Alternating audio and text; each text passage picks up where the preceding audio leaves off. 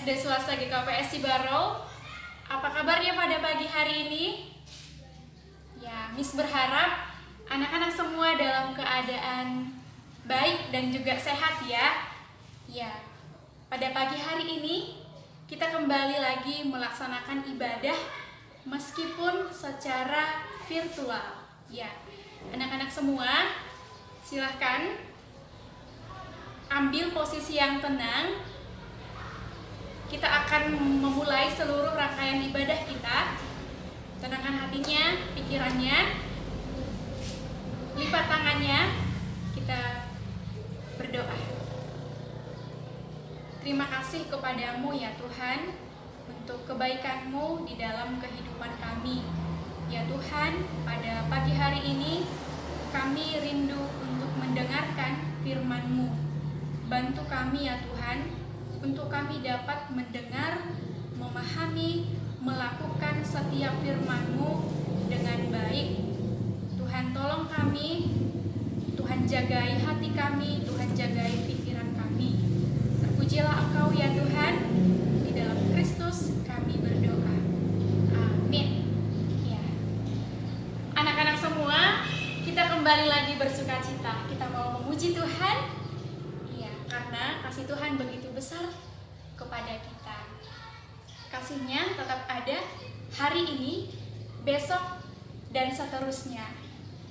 Ya, kasih Allah lebih indah dari pelangi. Seperti ada lagu yang mengatakan, lebih indah dari pelangi, lebih indah dari bintang di langit. Ya, seperti itulah kasih Allah kepada saya, kepada kamu, dan kepada kita semua. Ya, anak-anak semua, kita mau mengatakan rasa syukur kita kepada Tuhan. Kita bernyanyi, kasih Yesus indah, oh indah. Anak-anak dapat mengikuti gerakan yang diperankan oleh teman-temannya ya.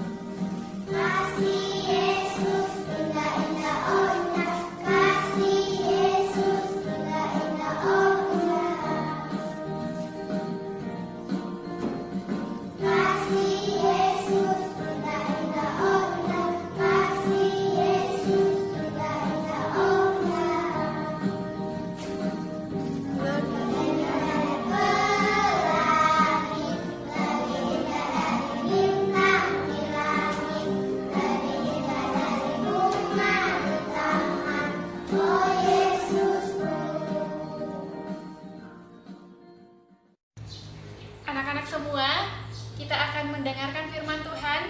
Mari siapkan hati dan pikirannya. Kita bernyanyi, siapa yang buat hutan.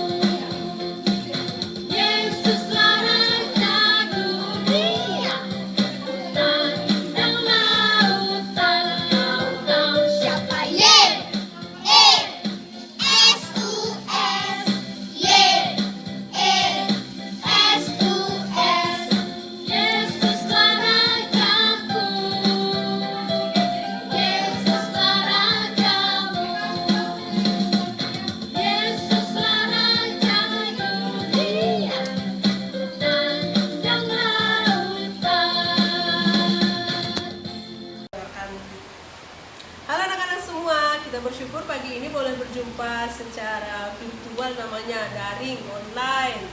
Walaupun begini, harus tetap semangat untuk mendengarkan firman Tuhan ya.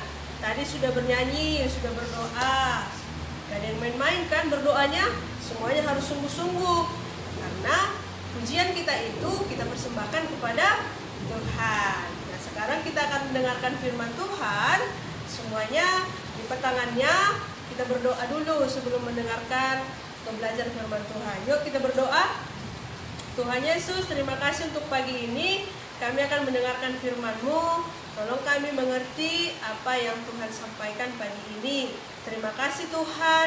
Amin. Pagi ini kita akan bercerita atau belajar tentang rawat ciptaan Tuhan. Rawat ciptaan Tuhan. Emang siapa yang merawat, Miss? Anak-anak ada yang tahu nggak siapa rupanya yang merawat ciptaan Tuhan yang ada di bumi ini? Yuk kita belajar dari firman Tuhan. Kira-kira kata firman Tuhan siapa ya yang merawat atau memelihara atau menjaga semua ciptaan yang Tuhan berikan ini? Yuk kita buka dari Kejadian 2 ayat 15. Apa katanya di sana? Tuhan Allah mengambil manusia itu dan menempatkannya dalam Taman Eden untuk mengusahakan dan memelihara taman itu. Sekali lagi Miss baca. Tuhan Allah mengambil manusia itu dan menempatkannya dalam Taman Eden dan mengusahakan dan memelihara taman itu. Nah, ada kata di sana mengusahakan dan memelihara. Apa maksudnya itu ya? Nah, memelihara itu menjaga dan mengelola, dan mengusahakan mengelola, menjaga, melestarikan dan mengelola. Di situ artinya, ternyata di sini kita punya jawaban. Tugas untuk merawat semua ciptaan yang ada ini adalah tugas manusia. Tugas manusia pada saat itu kepada Adam juga sampai kepada kita, bahwa kita juga ciptaan Tuhan kan. Nah, berarti tugas yang sama diberikan kepada kita. Tugas kita mengusahakan, mengelola, memelihara, melestarikan, menjaga semua ciptaan yang Tuhan berikan ini. Bebas kita dikasih kebebas-bebasan. Sebebas-bebasnya kita diberi ke hak atau tanggung jawab atau diberi kuasa untuk memelihara semuanya. Tapi bukan sesuka hati, dengan tanggung jawab, ya kan?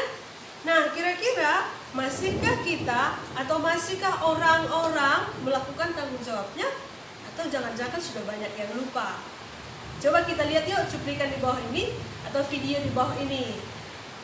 Kira-kira dari video ini, apa yang terjadi dengan manusia saat ini? Masihkah mengingat tanggung jawab yang Tuhan berikan? Atau sudah lupa ya? Yuk kita lihat videonya.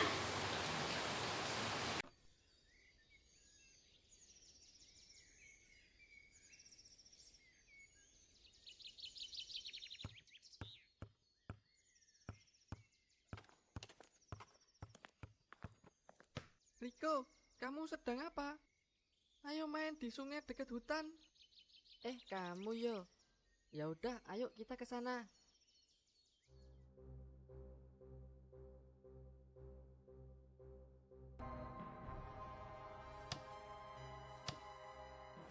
Anak-anak, kita melihat bahwa orang-orang ini mengambil pohon tidak pada sewajarnya, tapi mereka menghabiskan sampai merusak habitat lingkungan alam yang ada, hingga membuat hewan-hewan yang ada di hutan pergi keluar hutan untuk mencari makanan. Ya, kelihatannya jadinya seperti merusak lingkungan orang-orang, lingkungan manusia. Namun ternyata dibaliknya kalau misalnya kita lihat, yang terjadi itu adalah bahwa habitat mereka dirusak sehingga mereka kelaparan dan mencari tempat makan di luar tempat mereka sendiri gitu, di luar habitat mereka untuk bertahan hidup.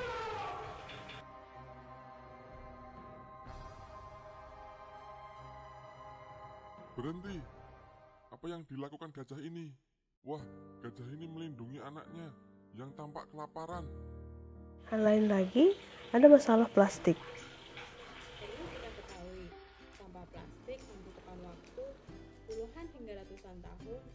dapat hancur dan terurai secara alami.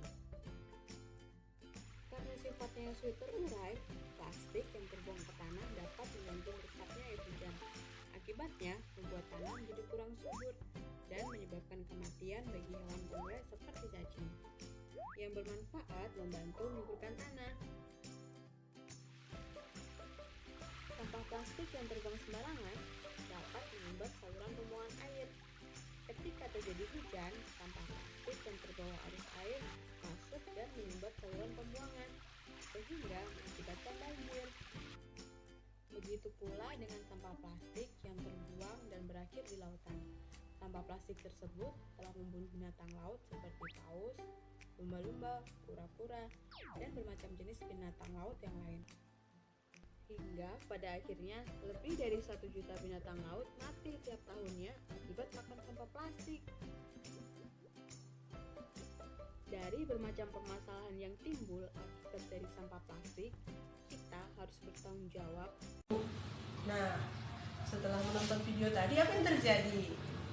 Apakah dari video tadi menunjukkan bagaimana manusia sudah melakukan tanggung jawabnya dengan baik? Ternyata banyak manusia sudah tidak mengerjakan tugasnya dengan baik.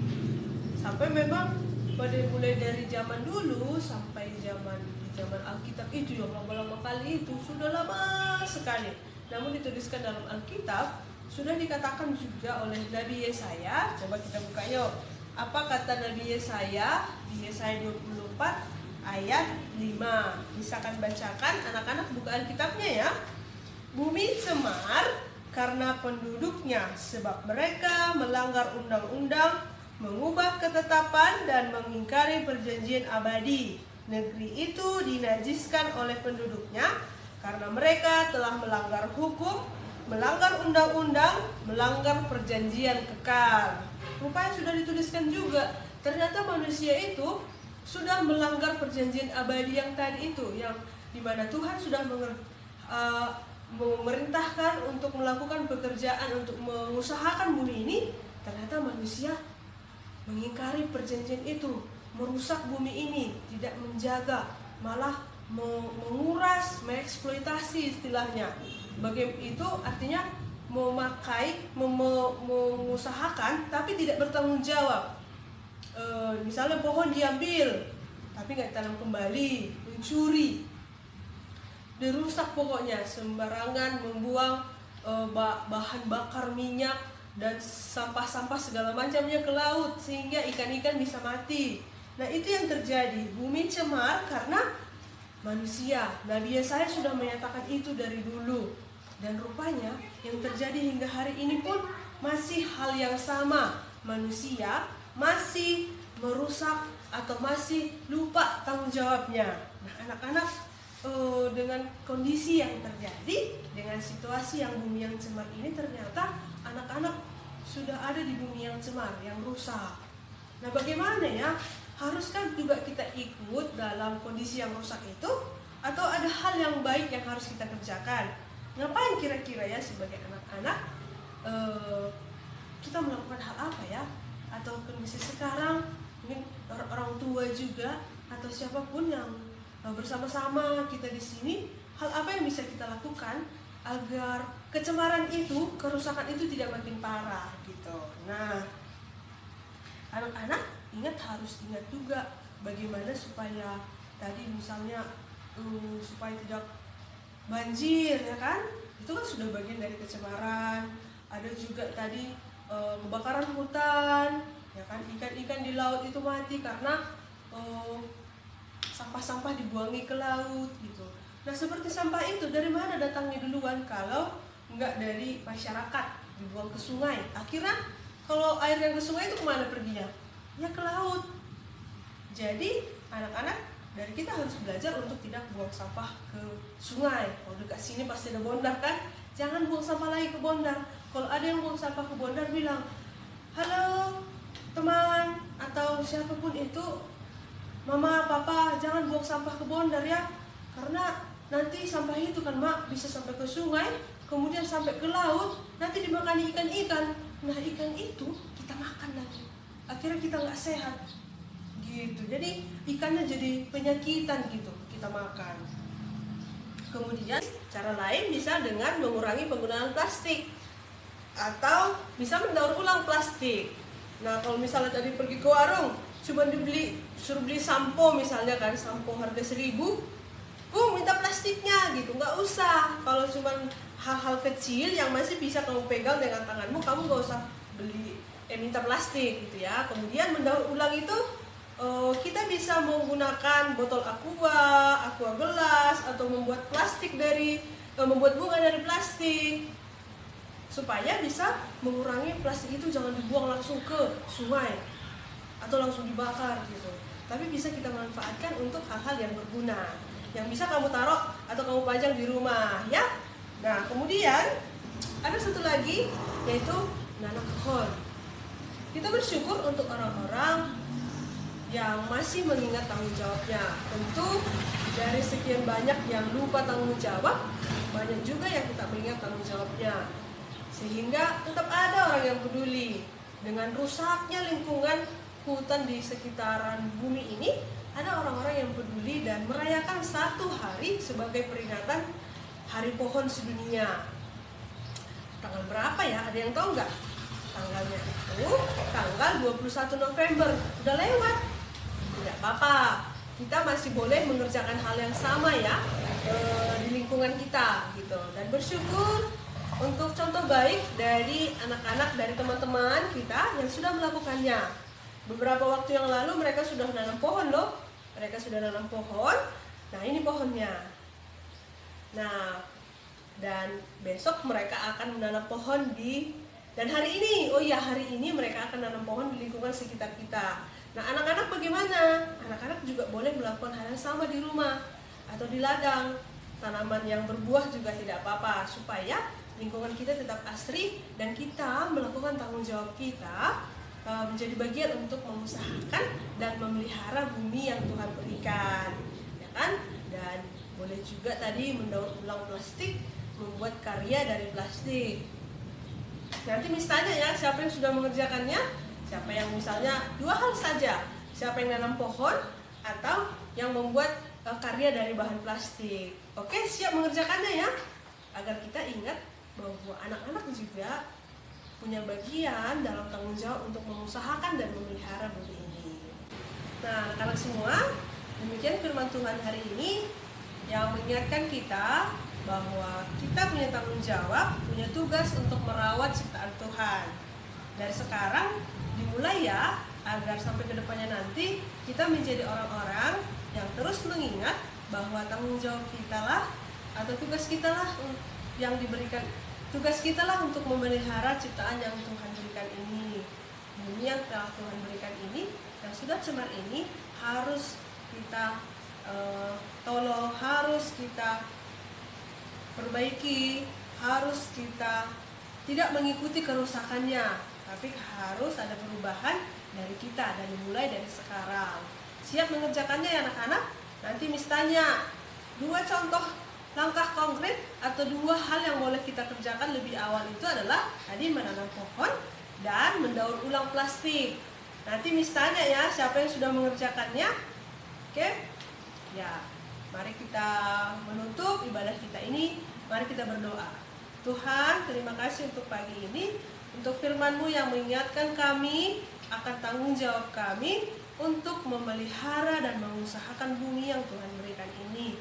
Tolong kami, walaupun kami masih anak-anak, tapi kami bersyukur boleh diingatkan ini dari sekarang, agar dewasa nanti, kami sudah besar dimanapun berada, kami mengingat bahwa kami adalah manusia yang Tuhan ciptakan, adalah untuk mengerjakan, mengusahakan, memelihara bumi ini. Terima kasih dan terpujilah Engkau ya Allah. Dalam nama Tuhan Yesus kami berdoa. Amin. Sampai jumpa anak-anak semua. Tuhan Yesus memberkati.